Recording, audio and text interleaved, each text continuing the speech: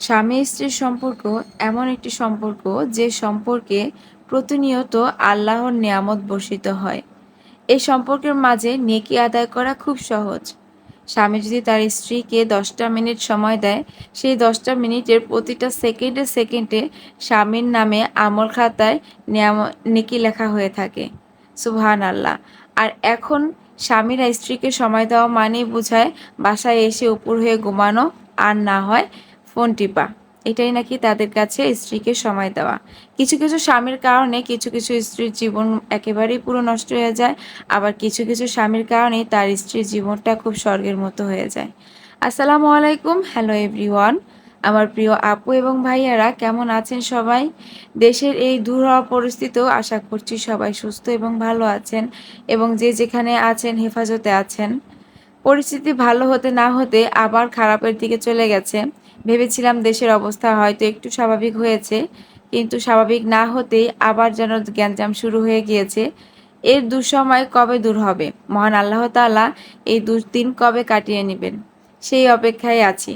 প্রতিনিয়ত প্রতিটা মুহূর্ত খুবই আতঙ্কের মাঝে কাটছে। আমরা যে যেখানে যে অবস্থায় থাকি না কেন, সর্বদাই শুকরিয়া আদায় করব ইনশাআল্লাহ। আলহামদুলিল্লাহ।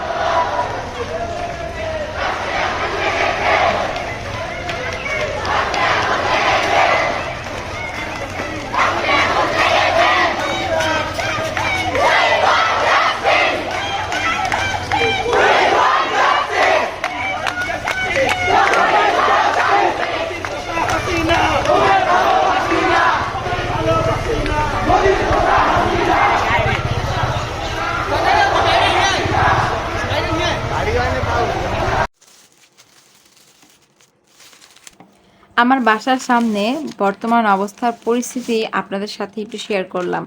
এটা হচ্ছে আজকের সকালের আন্দোলন, মানে সবাই আবার রাজপথে নেমেছে আন্দোলনের জন্য। জানি না আবার কি দুর্ঘটনা ঘটবে।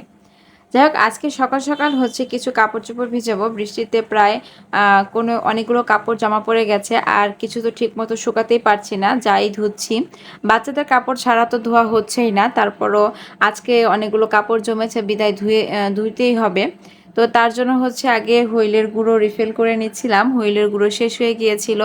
তো এখন হচ্ছে আমি কাপড়গুলো ভিজিয়ে নিচ্ছি। আমি কাপড়গুলো সাধারণত হালকা কুসুম গরম পানিতে ভিজাই, এতে করে অ্যাকচুয়ালি তেল চিটচিটে ভাবটা চলে যায়। যেহেতু আমার হাজব্যান্ড হোটেলে কাজ করে, তো ওর গেঞ্জিতে তেল চিটচিটে ভাবটা বেশি হয়।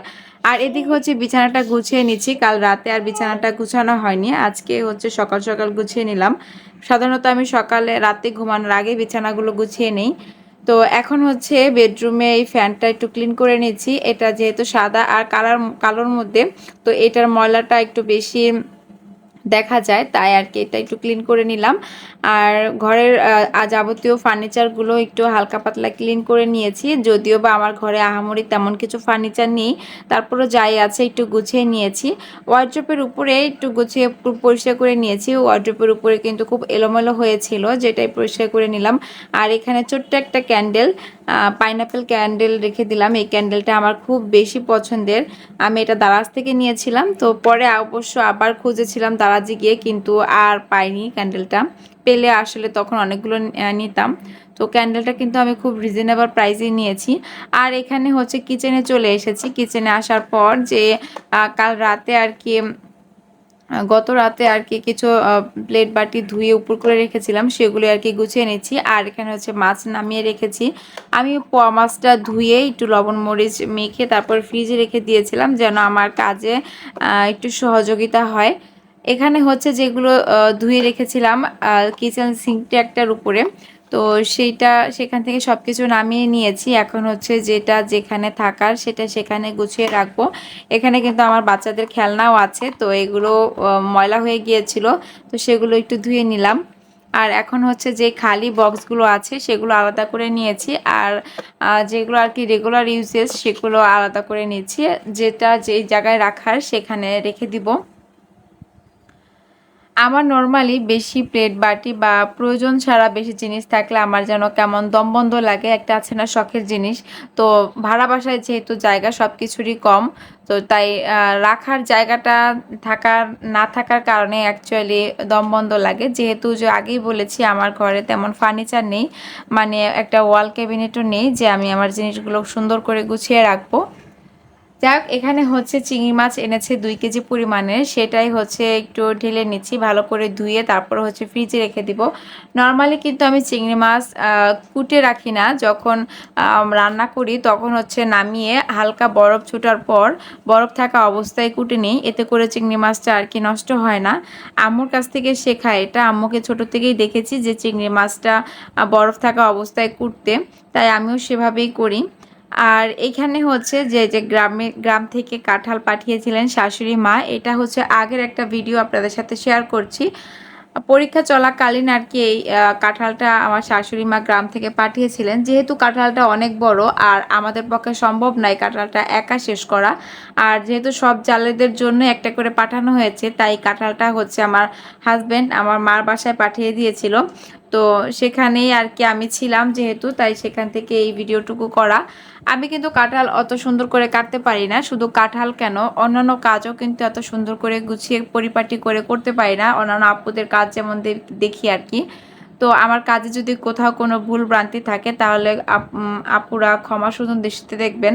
আশা করছি যে আপনাদের খারাপ লাগবে না।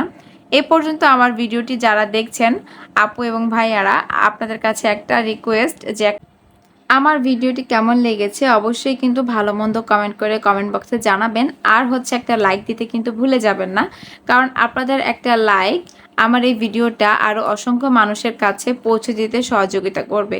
তাছাড়াও আপনারা যদি আমাকে প্রতিনিয়ত সাপোর্ট করেন যেভাবে করছেন, তাহলে কিন্তু আমার নেক্সট কন্টেন্ট তৈরি করতে উৎসাহ পাবো বা অনুপ্রেরণা পাবো। এ পর্যায়ে আমার ব্লগে যারা নতুন নতুন আপু জয়েন হয়েছেন তাদের কাছে বলছি যে চ্যানেলটিকে সাবস্ক্রাইব করে অল অপশন বাটনটা অন করে রাখবেন, এতে করে আমি যখন ভিডিও ছাড়বো তখন সাথে সাথে আপনাদের কাছে নোটিফিকেশন চলে যাবে, আর আপনারা আপনাদের সময় মতো দেখে নিতে পারবেন। আর যারা আমাকে প্রতিনিয়ত সাপোর্ট করে যাচ্ছেন তাদেরকে অন্তরের অন্তরস্থল থেকে অনেক অনেক ভালোবাসা এবং শুভকামনা জানাচ্ছি। আর এদিকে হচ্ছে যে আমার শাশুড়ি মা এসেছিলেন, এটা হচ্ছে আগের ভিডিও। পরীক্ষা চলাকালীনই আমার শাশুড়ি মা এসেছিলেন, তখন আমাদের জন্য আর কি অনেক কিছু নিয়ে এসেছে। আম, গাছের আম, তারপরে হচ্ছে আম দিয়ে আচার বানিয়ে নিয়েছে, হাঁসের ডিম, তারপরে হচ্ছে আমাদের চাষ করা পেঁয়াজ। তো সবার জন্যই একই পরিমাণ নিয়ে নিয়ে এসেছিলেন তিনি। তো আর এটা হচ্ছে ঝুটা আমের আচার আর কি, কাঁচা আম ঝুরি করে তারপরে হচ্ছে রোদে শুকিয়ে তেল মানে ডুবো তেলে আর কি এই আচারটা বানানো হয়। এটা সাধারণত খিচুড়ি দিয়ে খেতে খুব বেশি ভালো লাগে, আর এটার গ্রানটা এত সুন্দর ছিল যে তখনই আমার খেতে ইচ্ছে করছিল। নর্মালি আমি কিন্তু খিচুড়ি পছন্দ করি না। যাই হোক, এখন হচ্ছে সব কাজ গুছিয়ে চলে এসেছি কিচেনে ছোট মেয়ের জন্য রান্না মানে সকালে নাস্তা তৈরি করতে। আজকে খুব সুন্দর একটা হেলদি খাবার আপনাদের সাথে শেয়ার করব। এটা যে কোনো বাচ্চা 6 মাস থেকে 5 বছর বয়সী বাচ্চাদেরকে দিলে ওরা তো পর্যাপ্ত পরিমাণ পুষ্টি পাবে এবং ওজন বাড়তেও সহযোগিতা করবে। যদিও আমার বাচ্চার অতটা ওজন না, কারণ ওকে একটা খাবার আমি রেগুলার দিতে পারি না। দেখা যায় একদিন একটা দিলে তার 2-3 দিন 1 সপ্তাহ পর আবার সেই খাবারটা দিতে হয়, না হলে সে খায় না। এখানে হচ্ছে যে আমি একটা রুটি ভালো মতো ছিঁড়ে তারপর পানিতে ধুয়ে নিয়েছি, তারপরে হচ্ছে যে গরম পানি দিয়ে চিয়া সিড দিয়েছি, তারপর মিল্ক পাউডার দিয়ে একটু ভিজিয়ে রাখবো হাফ আওয়ার পর্যন্ত। ওরা ঘুম থেকে উঠে গিয়েছে অনেক আগে, তো ওদেরকে ফ্রেশ করে তারপর হচ্ছে নাস্তা খাইয়ে দিয়েছি। আর বড় মেয়ে আমার সাথে পরোটা খেয়েছে ডাল ভাজি দিয়ে, তো ওইটা আর ভিডিও করা হয়নি। তো নাস্তা খাওয়া শেষে এখন হচ্ছে যে হালকা লিকারে একটা চা খাবো, কারণ আজকের ওয়েদারটা খুব মিষ্টি। তো এরকম মিষ্টি ওয়েদারে হালকা লিকারের চাটাই আমার কাছে খুব বেশি ভালো লাগে। তো এক একটা ওয়েদারে এক একটা ডিমান্ড থাকে চায়ের আর কি, চা কফি আর রং চা যেটাই বলি না কেন। তো এদিকে হচ্ছে চা খাওয়ার পর রান্না করতে আসবো কিচেনে, তার আগে আগ মুহূর্তে একটু গাছগুলো দেখে নিচ্ছিলাম। আমি বাসায় আসার পর দেখি যে আমার যে গাছের যে তক্তার উপরে যে গাছটা রাখি তো সেইটা একদম পড়ে সবগুলো গাছ আর কি কিছু টব ভেঙে গেছে আর কিছু টবের মাটি সরে গেছে। তো সেটা আপাতত ওইভাবেই রেখেছি। সবগুলো টব আবার রিপোর্ট করতে হবে, আবার ভালো মতো গুছাতে হবে। আর বাসায় অনেকদিন না থাকার কারণে কিন্তু আমার গাছের বেশ অনেকগুলো পাতা মরে গিয়েছে, আবার দুইটা গাছও দেখা যায় একদম মরেই গিয়েছে। ওই দুইটা গাছ আমার খুবই পছন্দের ছিল, কিন্তু বুঝতে পারলাম না কারণ ওই দুইটা গাছ অনেক ফ্রেশ ছিল, সতেজ ছিল, তারপরও গাছ দুইটা মারা গিয়েছে। খুব কষ্ট হচ্ছিল গাছ দুইটার জন্য। যাই হোক, হয়তো বা আমার কাছে থাকার না, তাই গাছ দুটো চলে গেছে। যে কোনো জিনিসে হারিয়ে গেলে বা চলে গেলে সেটার জন্য আফসোস করা ঠিক না। আর এদিকে এই যে আমার গাছগুলো দেখেন কি অবস্থা, সবগুলো পাতা মরে শুকে কি অবস্থা হয়েছে। দেশের এই পরিস্থিতিতে সবাই সুস্থ থাকবেন, ভালো থাকবেন, হেফাজতে থাকবেন, নিরাপদে থাকবেন, এই কামনায় বিদায় নিচ্ছি। আল্লাহ হাফেজ।